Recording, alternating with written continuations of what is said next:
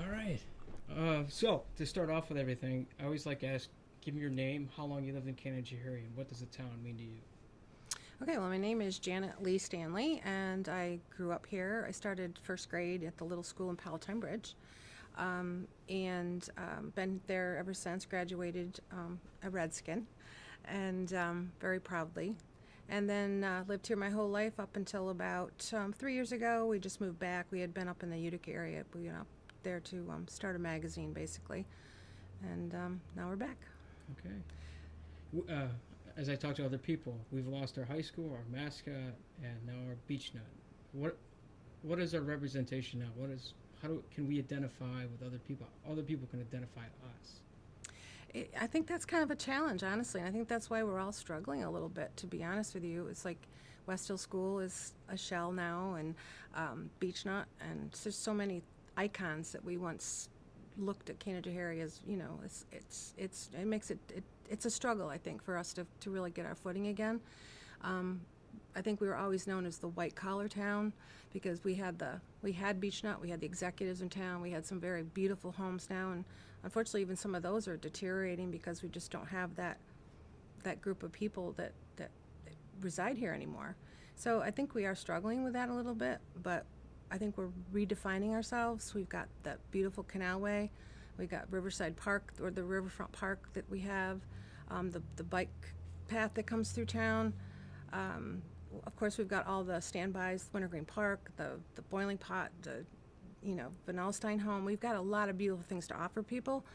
I think we just need to dust off a little bit and just move ahead, and try not to focus on the past, because you talk to people and it's like, oh, you remember the good old days? You remember when downtown Canajoharie was buzzing? You remember yeah, I remember that. I used to sell advertising in Canajoharie, and I knew you never went near Canajoharie between 11:30 and 1:30 because Beech Nut would let out for lunch, and you would never be able to see a shopkeeper.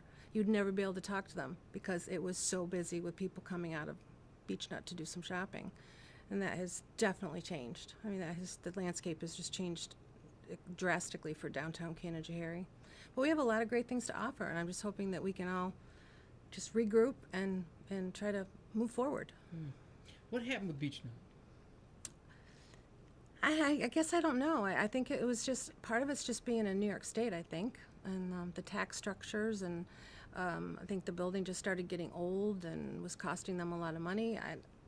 I don't really know what happened. I think it's just one of those things that happens to industry. It's a lot of stuff probably happened behind the scenes that no one saw coming, and then by the time that the tidal wave came, it was almost too late to stop it. But I think it was just a combination of things, but I think it was mostly economic. It's hard to have a business in New York, so how do you keep your business going? And what do you think is going to be the secret to success? For my business, I'm actually going to look for people to come in to see this little gem we call Canajoharie, and to come in and learn to appreciate the things we do have here, because there is so much to offer. I'm putting advertising out in areas like Saratoga, Cooperstown, trying to reach the people that are coming in for baseball and coming in for baseball camp out of Cooperstown.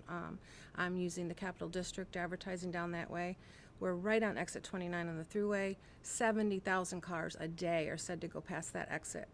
If we could just pull off one tiny little percentage of that somehow, I think we just have a lot to offer. And when you think about it, Sharon Springs is growing. The Beekman boys kind of put them on the map. We just have to just keep doing things to move ourselves forward, and every time we do something, it'll get bigger and bigger, and people just start coming back to Canajoharie. It'll start being a place they want to visit again. I just think we just have to stay focused on that. Okay, because there could be a lot of negativity, but you're not going that direction? Absolutely not. I refuse to, because this is a gem. It really is. It's one of those places that I look at and I drive down this beautiful little downtown area that's been revitalized since the flood. It's a sweet little village. It's got charm. It's got character. Like I said, we've got the bike path. We've got the Erie Canal. The water's there. We just have a lot to offer, and I just think we need to focus on that. So what was this place before, and why did you choose this as your shop? This building was actually the original NBT Bank building here in Canajoharie, which was Central National Bank before that. built in the 1800s. It was actually the original Spraker Bank, and Spraker's name around here is pretty big.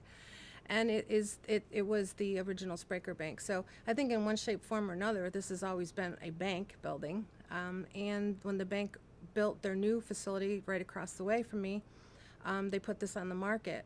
What they had done is they took 3 separate buildings and they put hallways in and connected them. And I think that created a white elephant. And so this building, I think, was one of those buildings. It's got 4 boilers. It's got 3 or 4 cooling systems, zones all over the place. I can't even tell you the number of thermostats this place has in it. And I just think it's one of those buildings that most people just look at and go, what do you do with that? You know, it's huge. I mean, I have over 8,000 square feet just on the first floor that my shop takes up, but that's times 3. So it's a big building. Old windows. It's like, you know, most people are going to look at that and just, it was going to be one of those buildings that just sat here. And so my father basically said, you know, that looks like it could be a good location for a Christmas store, because he's always wanted to do that. And we talked, and I said, yeah, let's give it a go. Let's try it. So I stopped publishing magazines and newspapers and started becoming a retailer here in Canajoharie. And I just think we bought this building because the opportunity was there. The price was right, because again, it was a white elephant. Not very many people would look at this building and say, ooh, we could do this with it. It would take a lot of interior work to separate it back out into 3 buildings. And I just don't think I just think because it is in Little Canajoharie that it didn't have a chance. So we decided to give it a chance. Okay, when you meet strangers on the road, when you're on the road, how do you describe Canajoharie and why should they come here? I just call it my hometown, and I just talk about my hometown being Canajoharie, and they say Canaja what? Or I always get, somebody always comes up with the Canaja what, just because they can never, and they never pronounce it right, even after I say it 4 or 5 times. And I give a little bit of the history of it, and how proud we are of our heritage, and just that it's rolling country, beautiful, a lot of farmland, just